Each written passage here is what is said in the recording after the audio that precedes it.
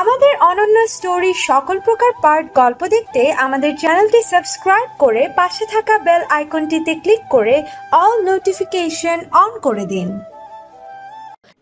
একটা চমকে যাওয়ার মতো খবর শুনবে। কি? অর্ষা। অর্ষা? অর্ষা কি? বিস্ময় নিয়ে প্রশ্ন করলো। অর্ষা 6 মাস সবে ঢাকায় আছে। অর্ষা ঢাকায়? এতদিন কই ছিল? বাইরে ওর চাচাদের কাছে। জানো, অনেক বদলে গেছে। লাইফ নিয়ে যার বিন্দুমাত্র ভাবনা ছিল না, সে এখন সব কিছুতেই সিরিয়াস। অনেক কঠিন হয়ে গেছে। অর্পা বিশ্বাস করতে পারছে না অর্ষার খবরটা। ও এতদিন পরে আর এখন ঢাকায়। দর্শন জানেও না। অর্ষা কি একবারও দর্শনের খোঁজ করেনি? হয়তো করেনি। যদি করতো তবে জানতো। অর্পা দীর্ঘশ্বাস ছেড়ে বলল, কি করে আজকাল? ও আর্কিটেক্ট ইঞ্জিনিয়ার, ভালো স্যালারিতে জব করছে। সবসময় কাজ নিয়ে ব্যস্ত থাকে। ওর সাথে দেখা করতে ইচ্ছে করছে। ওকে নিয়ে আসতে পারবে? জানি না আসবে কিনা, তবে চেষ্টা করব। চেষ্টা করো। আবার চলে যাব। কবে আসবো জানি না। ওকে বলো আমি ওকে দেখতে চাই। আচ্ছা, বলবো। অর্পার মনে একটা আশা, যদি যাওয়ার আগে দর্শন আর অর্ষাকে মুখোমুখি করতে পারে। ওদের মুখোমুখি হওয়া জরুরি। অর্ষা রাজি হলে ওকে দর্শনের মুখোমুখি করবে। যত প্রশ্ন আছে সব ক্লিয়ার হবে। এখন ওর রাজি হওয়ার পালা। অর্ষা অফিস শেষে অফিসের পোশাকে খাবার অর্ডার করে রেস্টুরেন্টে বসে আছে। অপেক্ষা করছে প্রিয়ার জন্য। প্রিয়া এলো আরও 10 মিনিট পর। ওর ঘরমাক্ত মুখ দেখে কিছু বলল না। প্রিয়া চেয়ার টেনে বসে টিস্যু নিয়ে কপাল মুছল। সরি দোস্ত, দেরি হয়ে গেল। শোন, তোকে একটা তাজা খবর দেই। ওর বাবু এসেছে, আবার নাকি চলে যাবেন। কেন? তার সেখানেই ভালো লেগেছে। আমি যাব মিট করতে। তুই যাবি? প্রিয়া প্রশ্নটা করে ঢোক গিলল। অর্ষা প্রসঙ্গ এড়িয়ে গেল। অর্পার সাথে দেখা করতে ইচ্ছে করছে, কিন্তু সমস্যা এক জায়গায়। প্রিয়া ওকে রাজি করানোর প্রয়াস চালাচ্ছে। অর্পা এত করে বলল।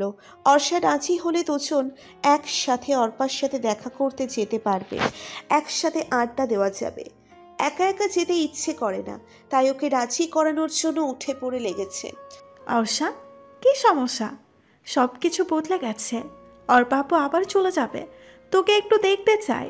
আমি বুঝতে পারছি, কিন্তু কিভাবে যাব ওর সামনে? শেষ দেখা, শেষ কথা, এমনকি শেষের ঘটনাগুলো কি ভুলতে পেরেছে? আমি তাদের কাছে সেখানেই আছি। আমার অস্বস্তি লাগবে। আমি পারবো না সহজ হতে। কোনো পক্ষে পারবে না সহজ হতে। তুই যা। প্রিয়া দীর্ঘশ্বাস ছেড়ে ধীর স্থির গলায় বলল, সত্যি কথা তো এটাই, তুই এখনো সেখানে পড়ে আছিস। লাইফে মুভ অন করেছিস, কিন্তু মানসিকভাবে সেই দিনগুলো আঁকড়ে বেঁচে আছিস। ওর কথা শুনে অর্ষা রেগে গেল। সত্যি সব সময় তেতো হয়। অর্ষার কাছে তেতোই লাগছে। প্রিয়া, তুই বেশি কথা বলছিস। তোর কথা হয়ে গেলে আমি যাচ্ছি। যা, এখন তো তোর আর কাউকে প্রয়োজন হয় না। নিজেই নিজের জন্য যথেষ্ট। অর্ষা দুম করে দাঁড়িয়ে ব্যাগ নিয়ে চলে গেল। প্রিয়া ওর চাওয়া দেখে স্থির দৃষ্টিতে চেয়ে নিচের উপরই রাগ হলো। এটা আমি কি করলাম? জানি তো অর্ষার রাগ বেশি। ওর বাবুর সাথে দেখা করা নিয়ে শুধু শুধু ঝামেলা করলাম। ওর ইচ্ছা না হলে যাবে না, এটাই তো স্বাভাবিক। প্রিয়াও ওর পেছনে পেছনে দৌড়ে গেল। অর্ষা ততক্ষণে গাড়ির সামনে চলে গেছে। প্রিয়া ওকে পেছন থেকে ডাকছে, অর্ষা দাঁড়া। অর্ষা দাঁড়িয়ে গেল। পেছনে ঘুরে ওর দিকে রাগি ফেস করে তাকালো। কি চাই তোর? সরি, আমি বেশি বাড়াবাড়ি করে ফেলেছি। ঠিক আছে, দরকার নেই তোর যাওয়ার। তবুও রাগ করিস না। অর্ষা প্রতি উত্তর কিছু বলল না। প্রিয়া ওকে চুপ দেখে বলল, আমাকে লিফট দিবি? অর্ষা আশেপাশে চেয়ে বলল, তুই গাড়ি আনিসনি? না। চাই। প্রিয়া আর অর্ষা দুজনেই গাড়িতে উঠে বসে। অর্ষা ড্রাইভ করছে চুপচাপ। প্রিয়াও কোনো কথা বলেনি। কি বলবে, আবার রেগে যাবে, তাই চুপ করেই আছে। অর্ষাই নীরবতা ভেঙে বলল, অতীতটাকে আমি বড্ড ভয় পাই। সে অতীতের মুখোমুখি হওয়ার সাহস আমার নেই। তাই অতীতকে এড়িয়ে চলি। সেই মানুষগুলো কিংবা ঘটনার মুখোমুখি হওয়ার অনেক চেষ্টা করেছি, কিন্তু পারিনি। ভয়টা কাটিয়ে উঠতে পারিনি। হয়তো পারবো না। প্রিয়া ওর দিকে তাকালো, চোখগুলো ছলছল করছে, মুখটাও বিষণ্ণ। ওর অবস্থা বুঝে বলল, ঠিক আছে, আমি আর কখনো বলবো না যা তোকে কষ্ট দেয়। আমি কখনো তার সম্মুখীন হতে বলবো না। অর্পাপু অনেক করে রিকোয়েস্ট করেছিল, তাই তোকে জোর করেছিলাম। এখন আমি বুঝতে পারছি। আমার ইচ্ছে করে অর্পা আপুর সাথে দেখা করতে। উনি নিজ থেকে আমার সাথে দেখা করতে চাইছেন। আবার বললে চলে যাবে, কিন্তু ওই যে আমি এক জায়গায় বাধা পড়ে আছি তাই। হারে বাদ দে, অর্পাপুর সাথে দেখা করা জরুরি নয়। জীবনের সবচেয়ে জরুরি মানুষটাই হারিয়ে গেছে। অর্ষা দীর্ঘশ্বাস ছাড়ল। প্রিয়া নীরব, মনে মনে ভাবছে যদি সেই মানুষটাকে ফিরিয়ে দেওয়া সম্ভব হতো। এটা ভেবে প্রিয়াও দীর্ঘশ্বাস ছাড়ল। প্রিয়া রাতের বেলায় বিছানায় বসে বসে টিভি দেখছে আর চিপস খাচ্ছে। এমন সময় মোবাইল বেজে ওঠে। মোবাইলের স্ক্রিনে অর্ষার নাম। প্রিয়া কল রিসিভ করলো। কল রিসিভ করেই অর্ষা বলল, কি করিস? টিভি দেখি। অর্ষা চুপ, আর কিছু বলছে না। ওকে চুপ দেখে প্রিয়া নড়ে চড়ে বসে ওর দিকে মনোযোগ দিল। অর্ষা তখনও চুপ। প্রিয়া কান পাতল ভালো করে। অর্ষার নিঃশ্বাসের শব্দ ছাড়া আর কিচ্ছু শুনতে পাচ্ছে না। প্রিয়া তবুও প্রশ্ন করছে না, অপেক্ষা করছে অর্ষার কথা শোনার জন্য। প্রিয়ু, তুই কবে যাবি? প্রিয়া না বুঝতে পেরে প্রশ্ন করল। কোথায়? অর্ষা আবারও চুপ, দীর্ঘ করে নিঃশ্বাস নিল।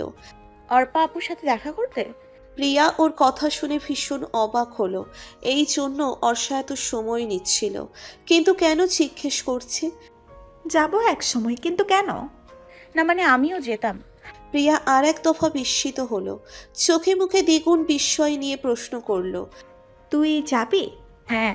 প্রিয়া স্বাভাবিক হলো, সিরিয়াস ভঙ্গিতে বলল, অর্ষা, মনের বিরুদ্ধে কিছু করিস না। এমন কিছু করিস না যা তোকে কষ্ট দিবে, মনের মধ্যে অশান্তি বাড়বে।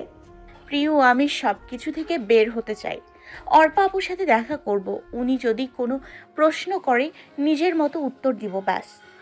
ভেবেচিন্তে বলছিস? হ্যাঁ, অনেক ভেবেছি। পুরো দিন ভেবেছি আমি পারবো। আচ্ছা, আমরা পরশু শুক্রবার আপুর বাসায় যাব।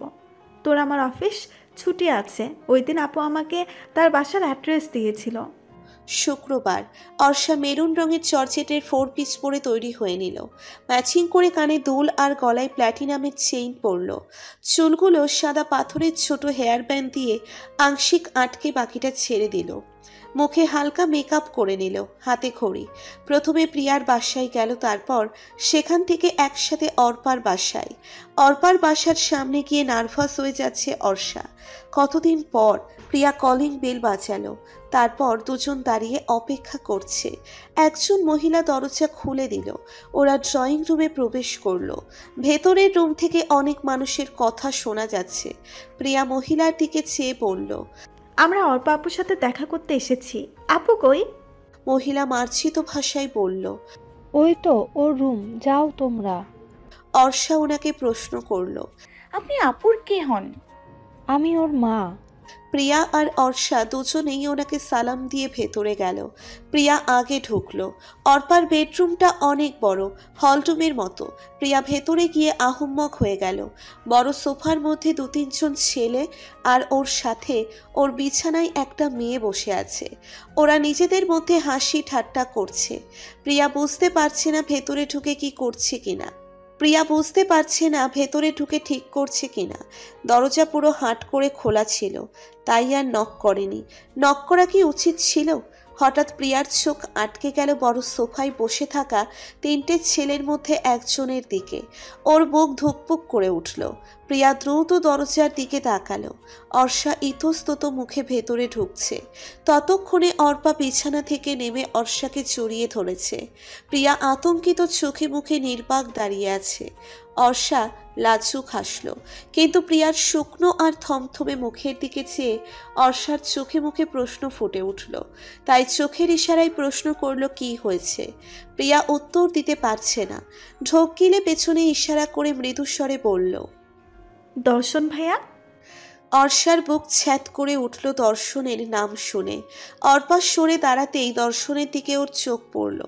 ওর সারা শরীর কাঁপছে, বুকে হাতুড়ি পেটাচ্ছে। দর্শন সহ ওর দুই বন্ধু রাতুল আর তামিম বিস্মিত দৃষ্টিতে দাঁড়িয়ে আছে। দর্শনের চোখ অর্ষাতে নিবদ্ধ। ও কিছু বলতে পারছে না। ওর বুকের ভেতর ধুকপুক করছে। চাপা কষ্টগুলো নোনা জল হয়ে বের হতে চাইছে। ঝাপসা চোখে চেয়ে আছে অর্ষার দিকে। কত দিন, কত মাস, কত বছর পরে দেখছে। কত প্রশ্ন ছিল করার। এতগুলো বছর ধরে ভেবে এসেছে যদি দেখা হয় তবে জিজ্ঞেস করবে কেন ছেড়ে চলে গিয়েছিলে। অপরাধ কি এতটাই বড় ছিল? এত ভালোবাসা হঠাৎ তুচ্ছ হয়ে গিয়েছিল কেন? কিন্তু কিছু জিজ্ঞেস করতে পারছে না। মনে হচ্ছে পায়ের নিচ থেকে জমিন সরে যাচ্ছে, তাই স্থির হয়ে দাঁড়াতে পারছে না। অর্ষার দম বন্ধ হয়ে আসছে। কখনো ভাবতে পারিনি এমন করে দুজনের দেখা হয়ে যাবে। ওর শরীর খারাপ লাগছে। কোনো রকমে বলল, আমার শরীর খারাপ লাগছে, আমাকে এক্ষুনি বাসায় যেতে হবে। অর্ষা আর এক মুহূর্তও দাঁড়ালো না। অর্ষার পেছনে পেছনে প্রিয়াও চলে গেল। উপস্থিত সবাই বাকরুদ্ধ হয়ে দর্শনের দিকে চেয়ে আছে। দর্শন দাঁড়ানো থেকে ধপ করে আবারও বসে পড়ল। অর্পা ওর দিকে একবার চেয়ে ঘর থেকে বের হয়ে গেল। প্রিয়া আর অর্ষার সাথে কথা বলতে চায়, তাই ওদের পেছনে গেল, কিন্তু ওরা ততক্ষণে লিফটে ঢুকে গেছে। অর্পা ফিরে এলো দর্শনের কাছে। ওর সামনে এক গ্লাস পানি ধরে বলল, তুই ঠিক আছিস? দর্শন গ্লাসটা নিয়ে এক নিঃশ্বাসে পুরোটা শেষ করে বড় করে শ্বাস নিল। তারপর অর্পার দিকে তাকালো। সে দৃষ্টিতে অর্পা নিদারুণ যন্ত্রণা দেখতে পেল। তোর সাথে ওর যোগাযোগ ছিল? অর্পা ওর প্রশ্নে থমকে গেল। দর্শন কি ভাবছে এসব? না, ওর সাথে আমার যোগাযোগ থাকলে তোকে জানাতাম না। আমরা সবাই ওকে নিজেদের মতো করে খুঁজেছি। আমার শুধু প্রিয়ার সাথে যোগাযোগ ছিল। ও আমার দেশে আসার খবর শুনে আমার সাথে দেখা করতে চেয়েছিল। আমি আমার বাসার অ্যাড্রেস দিয়েছিলাম। ওকে দেখে তুই যেমন সারপ্রাইজ হয়েছিস, আমিও হয়েছি। অর্পা প্রিয়ার কাছ থেকে জানা অর্ষার ফেরার কথাটা এড়িয়ে গেল। দর্শন যদি ওকে ভুল বোঝে তবে যাই হোক, ভালোই হয়েছে। দুজনেই জানে ওর এক শহরে বসবাস করে। আমি সারপ্রাইজ নই, শকড হয়েছি। একটা শকড হয়েছি যে মুখ দিয়ে একটা শব্দ বের করতে পারিনি। ওকে কত প্রশ্ন করা ছিল, কিন্তু আজ আমি নির্বিকার ছিলাম। কেন আমার সাথে হওয়া অন্যায়ের কৈফিয়ত চাইনি? কেন আবারও পালাতে দিলাম? ওয়াই? দর্শন চিৎকার করল। দর্শন হাতের মুঠোয় রাখা গ্লাসটা আরো জোরে চেপে ধরল। মুহূর্তেই গ্লাসটা ভেঙে চুরমার হয়ে কাচের টুকরোগুলো নিচে পড়ল। কাচের টুকরোর উপরে গাঢ় লাল রক্তের ফোঁটা পড়ছে, কিন্তু সেদিকে দর্শন বেখিয়ালি। প্রিয়া ড্রাইভ করছে, অর্ষা ওর পাশে। অর্ষাকে ড্রাইভ করতে দেয়নি। অর্ষা কাঁচ খুলে জানালার বাইরে চেয়ে আছে। ওর দৃষ্টি স্থির। মনের ভেতর যে ঝড় বয়ে যাচ্ছে সেটা বুঝতে কোনো সমস্যা হচ্ছে না প্রিয়ার। ও ড্রাইভ করতে করতে অর্ষার দিকে তাকাচ্ছে। প্রিয়া নিরিবিলি জায়গায় গিয়ে গাড়ি থামালো। গাড়ি হঠাৎ ব্রেক কষায় অর্ষা হকচকিয়ে গেল। প্রিয়া গাড়ি থেকে নেমে দোকান থেকে একটা পানির বোতল কিনে আনে। অর্ষার হাতে দিয়ে বলল, গলা ফিজিয়ে নে। অর্ষা এক ঢোক পানি খেতেই প্রিয়া অনুতাপের সুরে বলল, আই এম সরি। আমি জানতাম দর্শন ভাইয়া ইউএসএ কবে এলো কিছুই জানি না। আমি যদি জানতাম ওখানে দর্শন ভাইয়া আছে তাহলে ওকে কখনোই নিতাম না। I am really sorry. Orsha নিশ্চুপ। ওকে নিশ্চুপ দেখে প্রিয়া আরো বিপত্তিতে পড়ল। অর্ষা কিছু বল। ধুর, না জানি এভাবে দুম করে চলে যাওয়া ঠিক হয়নি। ওরাও হয়তো এমন পরিস্থিতির জন্য প্রস্তুত ছিল না। সবাই কেমন থমথমে ছিল। অর্ষা মুখ খুলল দীর্ঘ সময় পর। প্রিয়া গাড়ি স্টার্ট দে, ভালো লাগছে না। প্রিয়া ওর কাঁধে হাত রেখে বলল, টেক ইট ইজি।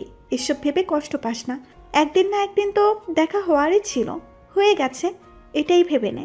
অর্ষা নিরস কণ্ঠে বলল, তাই বলে এভাবে দেখা হওয়ার ছিল? আমি কতটা অস্বস্তিতে পড়েছি, আমার ভেতরটা কেমন লাগছিল, এখনো কেমন অস্থির লাগছে, মনে হচ্ছে মরে যাব। অর্ষা অস্থির অস্থির করতে লাগলো। অর্পাপু কখনো বলেনি দর্শন ভাইয়ের কথা। যদি জানতাম তাহলে তোকে এসবে জড়াতাম না। আমি একাই যেতাম। প্লিজ, কষ্ট পাস না, আমাকে মাফ করে দে। এখানে তোর দোষ কোথায়? আমি তো নিজের থেকেই গেলাম, ভাগ্য আমাকে টেনে নিয়ে গেছে, নয়তো হঠাৎ করে যাওয়ার জন্য উথালা কেন হব? আমি তো ভেতরে ঢুকে স্তব্ধ হয়ে গেছি। আমার এতটা অস্থির লেগেছে, তোর তো লাগবেই। অর্ষা আবারও নীরব। মনে পড়তে সেই দৃশ্য। প্রিয়ার ইশারায় পেছনের দিকে তাকাতেই দর্শনকে দেখে প্রাণ পাখিটা বের হয়ে যাচ্ছিল।